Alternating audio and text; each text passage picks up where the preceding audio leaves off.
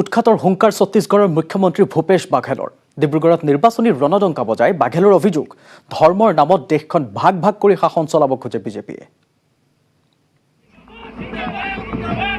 উজনিত তুংগত নিৰ্বাচনী ৰণদংকা বিজেপিক উৎখাতৰ আহ্বান ছত্তীশগড়ৰ মুখ্যমন্ত্ৰী ভূপেশ বাঘেলৰ। অবৈধ বিদেশী সুৰক্ষা দিছে বিজেপিয়ে। উজনি অসমত এতিয়া ষ্টাৰ কেম্পেইনাৰৰ মহাপ্ৰচাৰ। ইজনৰ পাছত সিজন ষ্টাৰ কেম্পেইনাৰে ভোটাৰৰ মন আকৰ্ষণ কৰিবলৈ চলাইছে প্ৰচাৰ। দেওবাৰে ডিব্ৰুগড়লৈ আহে ছত্তীশগড়ৰ মুখ্যমন্ত্ৰী ভূপেশ বাঘেল। কংগ্ৰেছ প্ৰাৰ্থীৰ হৈ প্ৰচাৰ চলাই ভূপেশ বাঘেলে। কেইবাখনো জনসভাত অংশ লৈ কংগ্ৰেছৰ শীৰ্ষ নেতাজনে বিজেপি চৰকাৰক তীব্ৰ সমালোচনা কৰি কয়, ধৰ্মৰ নামত দেশখন ভাগ ভাগ কৰি শাসন চলাব খোজে বিজেপিয়ে। বাঘেলৰ জনসভাত হাজাৰ হাজাৰ লোকৰ উপস্থিতি দেখিবলৈ পোৱা যায়। কংগ্ৰেছ প্ৰাৰ্থীসকলক ভোট দি জয়যুক্ত কৰিবলৈ আহ্বান জনায় মুখ্যমন্ত্ৰীজনে। তেওঁ সংগ দিয়ে প্ৰদেশ কংগ্ৰেছৰ বহু নেতা আৰু প্ৰাৰ্থীসকলে।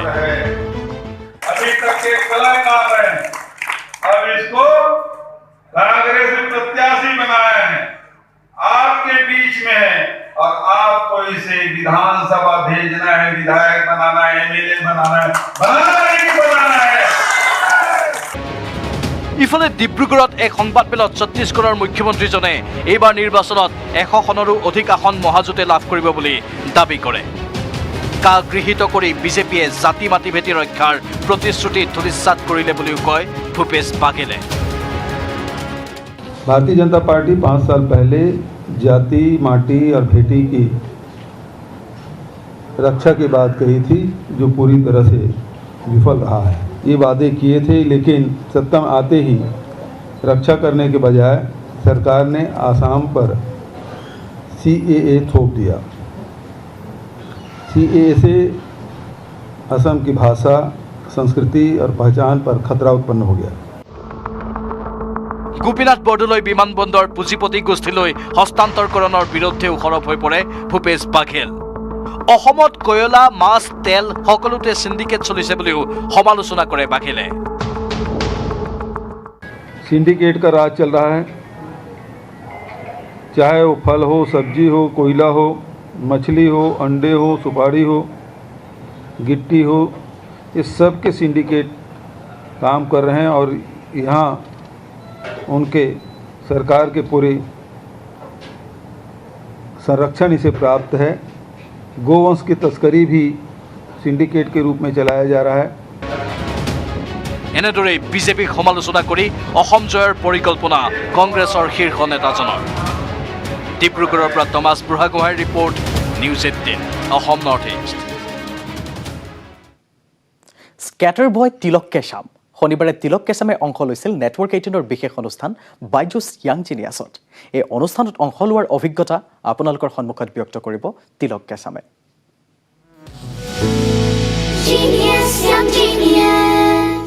बायजूस यंग जीनियस के इस मंच पर कुछ ऐसे करामाती बच्चों से हम मिलवा रहे हैं आपको, जिनको देखकर आप कहेंगे वाह। एक ऐसे ही करामाती यंग जीनियस हैं तिलक केशम। मणिपुर से हैं, दिल्ली में रहते हैं। तिलक, नमस्ते, कैसे हैं आप? Sir, I'm fine. कैसा था आपका experience? Sir, it was a great experience. I am grateful for giving me such a prestigious and a big platform to expose my talent. I'm very thankful to Network 18 for the hard work you have done for searching talented children from every corner of India. This will inspire the youngsters. What was the most memorable moment for you? Sir, I enjoyed when I did push-ups with Sir Sonu Sood and Sir with you. Record पे आप काम कर रहे हैं? You are planning to break another record, है ना? Yes, sir. Sir, I'm planning to break 2 Guinness World Records. First one is the new Guinness World Record, and second one is to break another record. All the very best, Tiluk. So good to speak to you. Thank you, sir.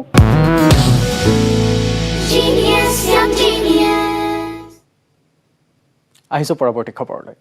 বিজেপিৰ 5 বছৰীয়া চৰকাৰৰ বিৰুদ্ধে বিৰোধী কংগ্ৰেছে প্ৰস্তুত কৰি প্ৰকাশ কৰিলে 37 পৃষ্ঠাৰ এক মহা অভিযোগনামা। কি আছে বিজেপিৰ বিৰুদ্ধে কংগ্ৰেছৰ এই মহা অভিযোগনামাত? লগতে কংগ্ৰেছৰ চৰকাৰ হ'লে মুখ্যমন্ত্ৰী কোন হ'ব, সেই কথাৰ সন্দৰ্ভতো দেওবাৰে ক'লে AICCৰ সাধাৰণ সম্পাদক জিতেন্দ্ৰ সিঙে।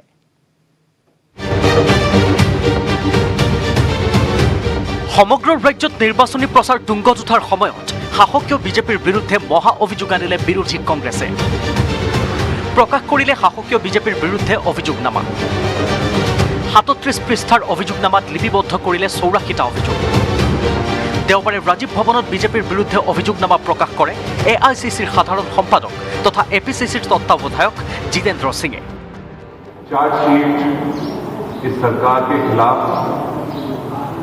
आज आपके सामने पेश करने जा रही है, आपके सामने, आपके द्वारा जनता के सामने पेश करेगी। और ये जो 5 साल की सरकार है, इसको बेनकाब करने के लिए ये चार्जशीट बनाई गई है। और इसके अंदर, चार्जशीट के अंदर खास तौर से जो हम आपको अभी उसकी प्रति उपलब्ध करवा देंगे, उसमें मूल रूप से भारतीय जनता पार्टी ने 2016 में एक नारा दिया था, जाति में थी भेदी, और उसी नारे के बिल्कुल विपरीत जो नारा था, उसके बिल्कुल विपरीत काम किया है। দেওবাৰে বিজেপিৰ বিৰুদ্ধে মহা অভিযোগনামা উন্মোচনী অনুষ্ঠানত জিতেন্দ্ৰ সিঙক সহযোগ কৰে সাংসদ আব্দুল খালেক, জ্যেষ্ঠ কংগ্ৰেছী নেতা দ্বিজেন শৰ্মা, ৱাজেদ আলী চৌধুৰী, ববিতা শৰ্মাই। অভিযোগনামাৰ পুস্তিকা উন্মোচন কৰি জিতেন্দ্ৰ সিঙে ক'লে, हमारा जो आसाम का जो एक संस्कृति है, कल्चर है, जो आइडेंटिटी है, उसको खत्म करने का काम किया है। तो बिल्कुल जो जाति में थी भेदी का जो इनने एक नारा दिया था, उसके बिल्कुल विपरीत काम किया है।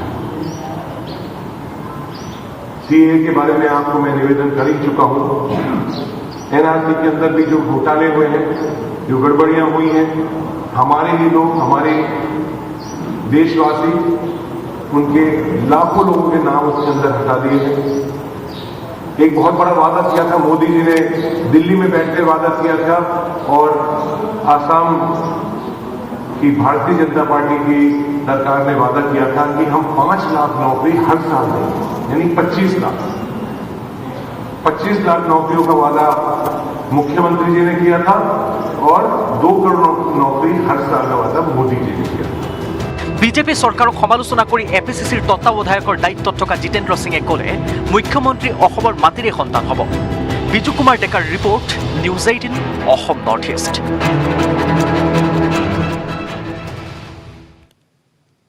প্ৰধানমন্ত্ৰী মোদীৰ আত্মনিৰ্ভৰ ভাৰতৰ আহ্বানে দেশৰ অৰ্থব্যৱস্থাক এক গুৰুত্বপূৰ্ণ ভূমিকা পালন কৰিছে। নেটৱৰ্ক 18ৰ প্ৰচেষ্টা আৰু ITCৰ দ্বাৰা প্ৰস্তুত এই বিশেষ অনুষ্ঠান স্বাভিমান ভাৰতত আমি আপোনালোকক এনে কিছুমান কাহিনী দেখুৱাওঁ, যিসমূহ আত্মনিৰ্ভৰশীলতাৰ উৎকৃষ্ট উদাহৰণ। এনে কিছুমান ঘটনা আছে যিসমূহে কৰ্পৰেট ক্ষেত্ৰৰ পৰা সামাজিক লক্ষ্যত উপনীত হোৱাত গুৰুত্বপূৰ্ণ ভূমিকা লয়। আন্তৰ্জাতিক নাৰী দিৱসত ডেলাইটে ভাৰতত বিশ্বস্তৰীয় মুহিম অভিযানৰ আৰম্ভণি কৰিছে, যি দেশৰ মহিলাসকলক আত্মনিৰ্ভৰ হোৱাত সহায় কৰিব।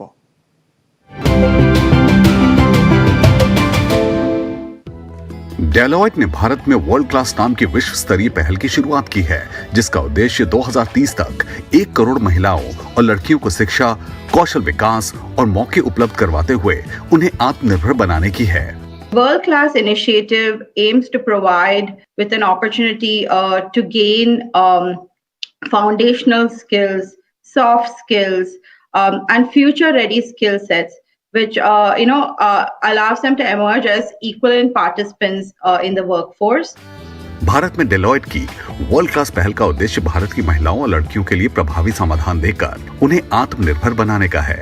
इसके साथ ही कॉर्पोरेट्स, सरकार और गैर लाभकारी संस्थाओं के सहयोग से शिक्षा और कौशल के बीच पड़ी गहरी खाई को मिटाना भी इनके लक्ष्यों में से एक है। Our future initiatives includes launching a global education challenge in collaboration with the World Economic Forum and the Uplift platform.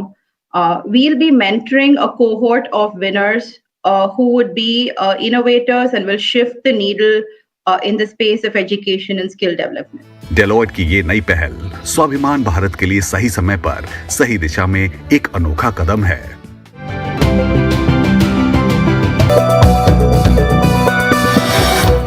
জিলাৰ খবৰৰ শেষ অংশলৈ ৰায়পুৰত চলি থকা পথ সুৰক্ষা বিশ্ব ক্ৰিকেট শৃংখলাত ইণ্ডিয়া লিজেণ্ডছে ছেমিফাইনেলত প্ৰৱেশ কৰিলে। শচীন তেণ্ডুলকাৰ নেতৃত্বাধীন দলটোৱে শনিবাৰে দক্ষিণ আফ্ৰিকাক 57 ৰানত পৰাস্ত কৰি ছেমিফাইনেলত স্থান নিশ্চিত কৰে।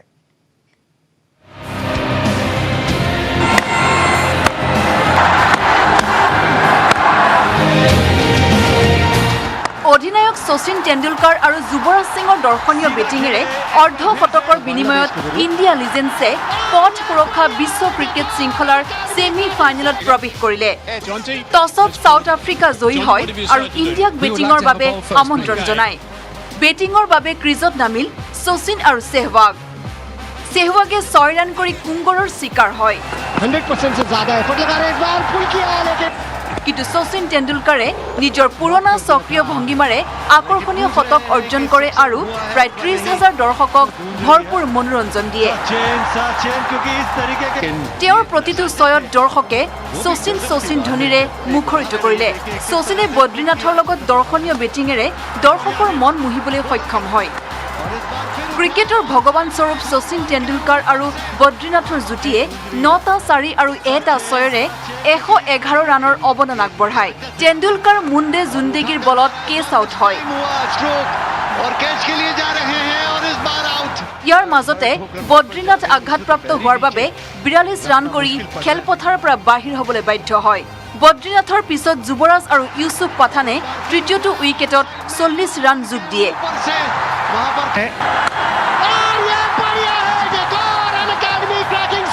उस करारे प्रहार के साथ आज इनका जो बैट फ्लो है ना, जो बैट स्विंग है, वो देखते ही बनता है। 205 ৰানৰ লক্ষ্যলৈ দক্ষিণ আফ্ৰিকাই সুন্দৰ আৰম্ভণি কৰে, কিন্তু খেলৰ মানসিক চাপত লক্ষ্যৰ পৰা 56 ৰানৰ দূৰত থাকিল। এণ্ড্ৰিউ পুটিক আৰু মৰ্নে ওৱানবিকে প্ৰথম উইকেটৰ যুটিত 87 ৰান কৰে। ৰান ৰেট বৃদ্ধি কৰিবলৈ গৈ দক্ষিণ আফ্ৰিকাই 3টা উইকেট হেৰুৱায়। लेजेंड्स को इस बार धीमी गति से डाली थी पैड्स के ऊपर ये बॉल, ये उठाने की कोशिश लेकिन बॉल। ইণ্ডিয়া লিজেণ্ডছৰ হৈ ইউছুফ পাঠানে 3টা উইকেট দখল কৰে, আনহাতে যুৱৰাজে 2টা উইকেট লয়। ये बहुत बढ़िया सीधे कॉटन बोल्ट, गजब का कॉटन बोल्ट। 5খন মেচত চতুৰ্থটো জয়েৰে পথ সুৰক্ষা বিশ্ব ক্ৰিকেট শৃংখলাত ইণ্ডিয়া লিজেণ্ডছে প্ৰৱেশ কৰিলে ছেমি ফাইনেলত। कंपटीशन है, कम्पिटिटिव स्पिरिट है और फिलहाल तो विकेट भी है। शुरुआत मिली थी, हमें लग रहा था एक बड़ा स्कोर खड़ा करेगी इंडियन टीम, 170 175 तक लेके जाएगी, लेकिन जिस तरह की शॉट्स लगाएंगे। News desk report, news 18 Assam north east. क्या बात, युवराज खड़ा किया था और जो बड़ी